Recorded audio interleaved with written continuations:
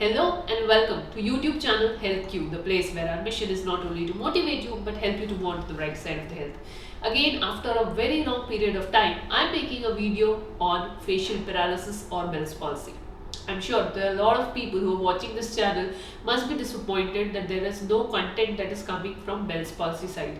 To be very honest, I have kind of covered almost each and every aspect of Bell's palsy in this channel. That's the reason I have not been creating. But while seeing some of the patients in previous days who have been suffering from Bell's palsy, I saw some common mistakes that they were making.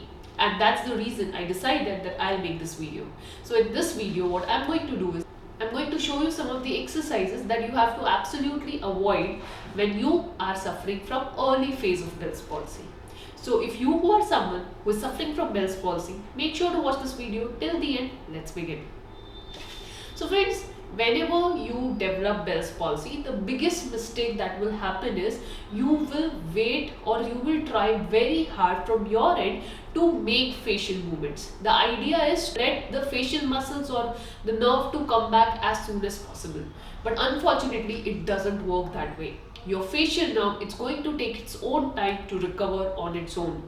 The moment the inflammation that is surrounding your facial nerve is being released, slowly the nerve will start coming back to its shape, and then slowly you will start observing that your movements on the face will coming back.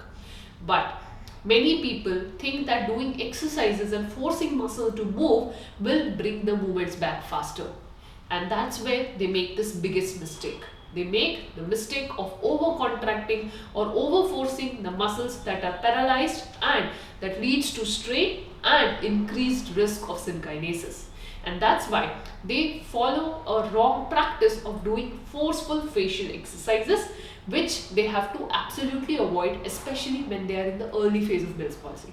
So let me show you what are the exercises that you should absolutely avoid when you are in early phase of Bell's palsy. Exercise number 1. Don't try to forcefully raise your eyebrows in this way. Don't do this, because this will lead to more force falling on the normal side and not will cause any change in the affected side. The second exercise that you should definitely avoid post this is a strong founding action in this way. Don't do this exercise again. It's going to force a paralyzed and weak muscle. The third exercise that you have to avoid is shutting down the eyes very strongly in this way. Don't do this. Again, this is not going to do any benefit for your facial muscles.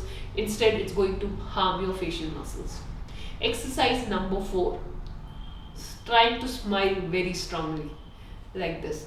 Don't do that, because that is also going to force your facial muscles to contract strongly, which are weak at this point of time. Exercise number 5.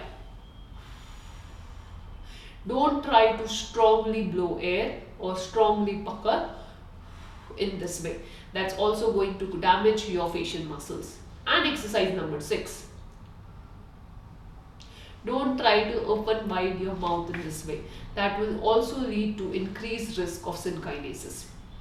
If you practice this exercise for a long period of time, eventually what will happen, your facial muscles will develop this habit of over contracting or will also become tight, and you might develop facial muscles pain, facial spasms, which eventually manifest as synkinesis. Hence, to avoid that, the idea is to try to relax your facial muscles as much as possible, and that's why take hot fermentation on a regular basis.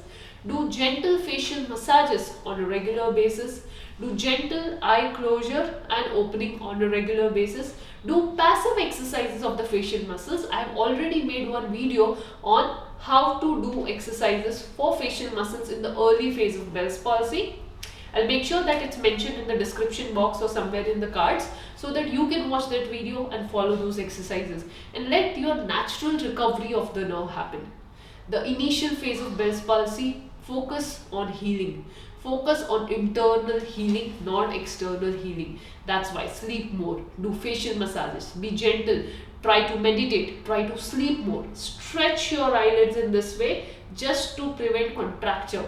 and do passive exercises instead of active forceful exercises. That will prevent the strain that is falling on your facial muscles and thus will help you to recover and let your face achieve that natural movement pattern and help you to recover from Bell's palsy better.